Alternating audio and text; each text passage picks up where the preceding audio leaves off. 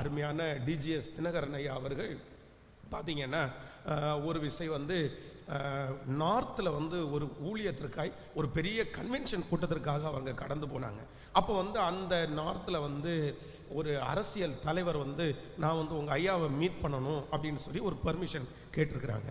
அப்போ வந்து 2000 ரூபாய் டொனேஷன் கொடுத்துருக்கிறாரு. 2000 ரூபாய் டொனேஷன் கொடுத்து அவங்களுக்கு அந்த பெர்மிஷன் எல்லாம் வாங்கி கொடுத்தவர் அவர் தான். ஆனால் ரட்சிக்கப்படாத ஒரு மனுஷன் இந்த மாதிரி உங்கள் ஐயாவை மீட் பண்ணணும் அப்படின்னு சொன்ன உடனே இந்த மாதிரி வந்து நியூஸ், இந்த மாதிரி ஒரு பொலிட்டிக்கலில் முக்கியமான நபராக இருக்கார், உங்களை மீட் பண்ணணும் அப்படின்னு சொல்கிறாருன்னு சொன்ன உடனே ஐயா சொன்னாராமா, சரி வரட்டுமே, வந்து பார்க்கட்டும் அப்படின்னு சொல்லிட்டாரு.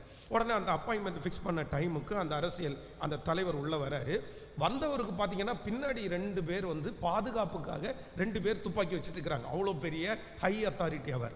அப்புறம் உள்ளே வந்தார். வந்த உடனே டிஜி தினகரன் அந்த மாதிரி சேரில் உட்காந்துட்டு எழும்பி வாங்க அப்படின்னு சொன்ன உடனே இவர் என்ன பண்ணிட்டார் அப்படின்னு சொன்னால் கால் மேலே காலை போட்டுட்டு சரி உட்காருங்க அப்படின்னு சொல்லிட்டு ரொம்ப ஒரு ஹெட் வெயிட்டாக, ரொம்ப ஒரு திமிர்த்தனம் மாதிரின்னு சொல்லுவாங்க தெரியுமா.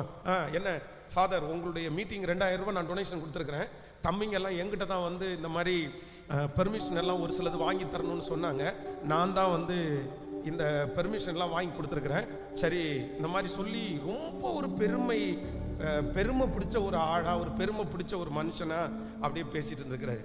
உடனே கொஞ்ச நேரம் டிஜிஎஸ் ஐயா பார்த்துட்டு சொன்னாரம்மா, சரி உங்களுக்காக ஒரு ஜோம் பண்ணி உங்களை அனுப்பட்டுமா அப்படின்னு கேட்டிருக்கிறாரு. சரி சரியா ஜோம் பண்ணுங்க அப்படின்னு சொன்ன உடனே பார்த்தீங்கன்னா இவர் கண்ணை மூடி, இவர் வந்து டிரான்ஸ்லேட் பண்ணுறதுக்கு ஒருத்தர் கூட வச்சுருந்துருக்காரு. இவருக்கு தமிழ் தெரியும், அவருக்கு ஹிந்தி தெரியும். அப்போ ஆண்டவரத்தில் சொன்னாராம்மா, ஆண்டவரே இந்த மனுஷனுக்காக நான் ஜோம் பண்ண போகிறேன், இந்த மனுஷனுக்கு முன்னாடி ஒன்று நான் தேவனுடைய மனுஷன், இன்னொன்று நான் ஆராதிக்கிற கர்த்தர் பெரியவர் அப்படின்னு இந்த மனுஷன் உணரணும் அப்படின்னு ஒரு நிமிஷம் ஜோம் பண்ணிட்டு கண்ணை மூடி ஆண்டவர் வந்து ஒரு வெளிப்பாடு தந்திருக்கிறாரு.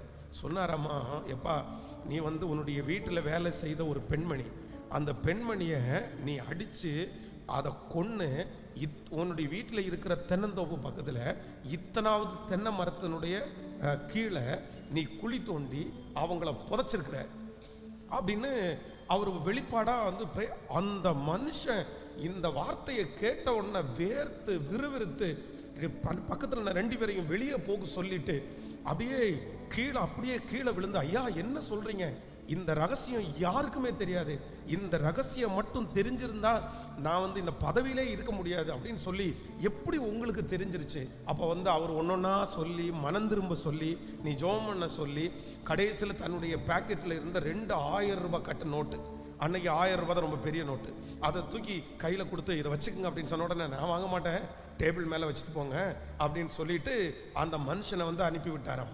அவர் போனதுக்கப்புறம் அடுத்து ஒரு ஊழியக்காரர் வந்திருக்கிறார். அவர் வந்து இந்த மாதிரி நான் ஊழியம் பண்ணிட்டு இருக்கிறேன், ஒரு திருச்சபை நான் கட்டிட்டு இருக்கிறோம், உங்கள்கிட்ட ஒரு ஜோம் பண்ணிட்டு போகலான்னு வந்தேன் அப்படின்னு ஜோம் பண்ணி முடித்த உடனே அந்த 2000 அவர் கொடுத்த அந்த 2 கட்டையும் இவர் கையில் கொடுத்து விட்டுருங்க, அந்த பணத்துக்கு இவருடைய தான், இவர் அதுக்காக தான் ஆண்டவர் அனுப்பியிருக்காரு அப்படின்னு அனுப்பி விட்டுருக்கிறாரு.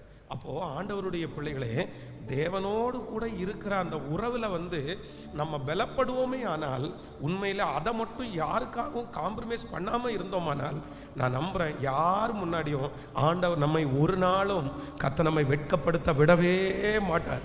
அவர் வெட்கப்படுத்த விடவே மாட்டார். இன்றைக்கு நம்ம